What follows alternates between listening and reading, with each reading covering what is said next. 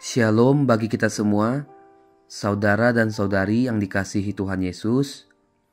Sebelum kita memulai atau melanjutkan segala aktivitas kita pada hari ini, marilah kita mendengarkan firman Tuhan. Oleh sebab itu kita berdoa. Kasih karunia menyertai kamu dan damai sejahtera dari Allah, Bapa kita dan dari Tuhan Yesus Kristus. Amin. Apa kabar saudara dan saudariku? Semoga kita semua dalam keadaan sehat selalu. Kabar baik bagi kita pada hari ini Senin tanggal 22 Juli 2024 sesuai dengan ayat harian di Almanak HKBP tertulis di Injil Lukas pasal 8 ayatnya yang ke-48. Saya akan bacakan dari Alkitab terjemahan edisi kedua. Lalu katanya kepada perempuan itu, "Hai anakku, imanmu telah menyelamatkan engkau. Pergilah dengan damai." Demikianlah pembacaan firman Tuhan. Saudara dan saudari yang dikasihi Tuhan Yesus, firman Tuhan yang menyapa kita pada hari ini mau meneguhkan iman kita. Kisah seorang perempuan yang sudah 12 tahun menderita pendarahan dan tidak berhasil disembuhkan oleh siapapun. Sudah banyak uangnya habis. Sudah segala macam usaha dan pengobatan dilakukan tetapi tidak kunjung sembuh. Bahkan dia dijauhi oleh orang-orang di sekitarnya karena dia bau.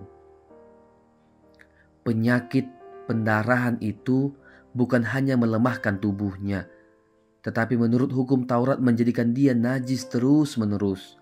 Dan apabila ia menjamah orang lain itu akan menjadi najis juga sampai matahari terbenam. Jadi penyakit pendarahan itu hampir mengasingkan dia dari masyarakat. Di Markus 5 ayat 26 bahkan dikatakan perempuan yang malang itu sudah menghabiskan semua kepunyaannya untuk mencari pengobatan dari tabib-tabib tetapi tanpa hasil. Saudara dan saudari yang dikasihi Tuhan Yesus, pada suatu ketika Tuhan Yesus datang ke Kapernaum. Lalu seorang yang bernama Yairus, kepala rumah ibadat, menjumpai Tuhan Yesus. Dia sujud di kaki Yesus dan memohon agar Yesus bersedia datang ke rumahnya, sebab anaknya perempuan yang satu-satunya yang berumur kira-kira 12 tahun hampir mati. Lalu dalam perjalanan menuju rumah Yairus di tengah kerumunan orang banyak yang berdesak-desakan, perempuan yang telah 12 tahun menderita pendarahan itu mendekati Tuhan Yesus dari belakang dan menyentuh jumbai jubahnya. Dan seketika itu juga berhentilah pendarahannya. Lalu Yesus bertanya, "Siapa yang menyentuh aku?" Karena tidak ada yang mengakuinya, berkatalah Petrus, "Guru, orang banyak mengerumuni dan mendesak engkau." "Ada seorang yang menyentuh aku, sebab kurasa ada kuasa yang keluar dari diriku." Lalu perempuan itu pun sujud dan menceritakan apa yang terjadi padanya setelah dia menyentuh jumbai jubah Yesus.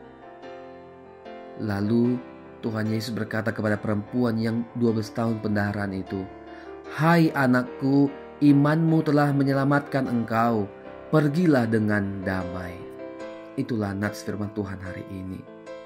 Saudara dan saudari yang dikasihi Tuhan Yesus, apakah ada dari antara kita yang mendengar renungan harian ini yang sedang dalam keadaan sakit, baik dirawat di rumah sakit maupun dirawat di rumah?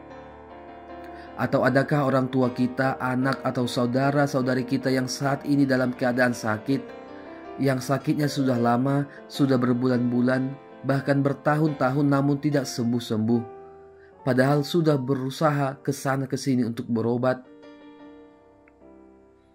Pengalaman iman yang dirasakan oleh perempuan itu mungkin pernah menjadi pengalaman iman kita. Mungkin ada dari antara kita atau mungkin saudara kita yang menderita satu penyakit yang bertahun-tahun belum sembuh, belum membaik.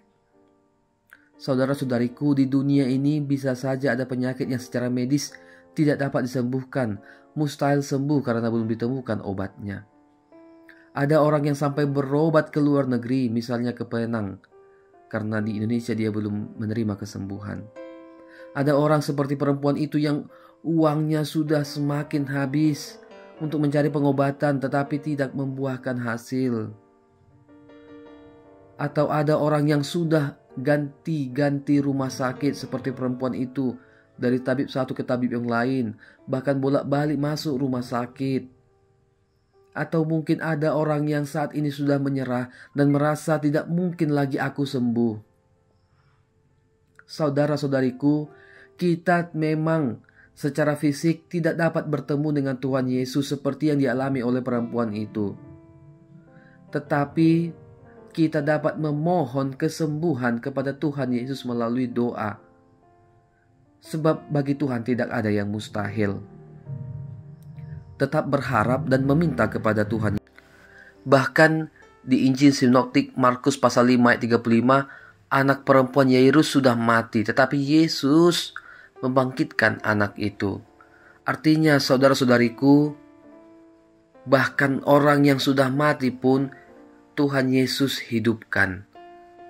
Anak Yairus, Lazarus, dan lain sebagainya. Artinya tidak ada penyakit yang tidak dapat disembuhkan oleh Tuhan Yesus di dunia ini. Oleh karena itu Bapak Ibu, saudara-saudariku, Matius pasal 21 ayat 22 mengatakan, jika kamu percaya, apa saja yang kamu minta dalam doa, kamu akan menerimanya. Kita lihat jumbai jubahnya Tuhan Yesus yang dia jamah, dia pegang, dia memperoleh kesembuhan karena ada kuasa dari Tuhan Yesus. Oleh karena itu Bapak Ibu, saudara-saudari, mari kita tetap bermohon kepada Tuhan, tetap bersabar, dan percaya bahwa Tuhan akan menyembuhkan, menguatkan kita. Ketika kita berdoa kepada Tuhan, kita mohon kekuatan daripada Tuhan untuk menghadapi sakit penyakit yang kita hadapi saat ini. Kalaupun sampai saat ini atau bahkan ada penyakit yang belum sembuh, bukan berarti Tuhan tidak mengasihi kita. Kalaupun kita dalam keadaan sakit, tetaplah semangat dan bersabar menanti pertolongan Tuhan. Tuhan Yesus memberkati kita. Kita berdoa. Ya Tuhan Allah Bapa yang bertahta di sorga, Engkaulah Allah Maha Kuasa, Maha Pengasih, Maha Penyayang.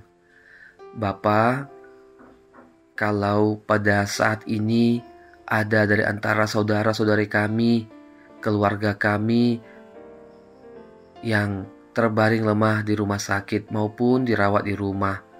Kalau ada saat ini Tuhan, orang-orang yang menghadapi penyakit yang berat, yang sudah lama penyakitnya tidak sembuh-sembuh Tuhan, bahkan yang bolak-balik masuk rumah sakit, bahkan sudah habis uangnya, biaya yang begitu banyak untuk mencari pengobatan tetapi belum menemukan kesembuhan.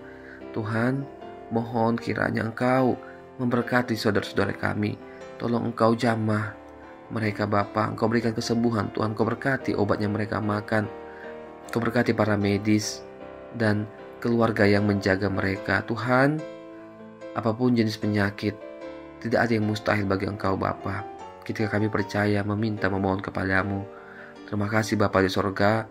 Kami percaya bahwa Engkau memberikan yang terbaik bagi setiap orang-orang yang mengalami sakit penyakit. Bapa di sorga, kami serahkan segala aktivitas kami pada hari ini kepadamu. Sertailah kami Tuhan, lindungilah kami, dan berikan kami kekuatan yang baru di hari Senin ini Bapa. Ampuni kami Bapa atas segala dosa dan kesalahan kami. Di dalam Putramu Yesus Kristus kami berdoa dan bersyukur. Kasih karunia Tuhan Yesus Kristus dan kasih Allah dan persekutuan Roh Kudus kiranya menyertai kamu sekalian. Amin.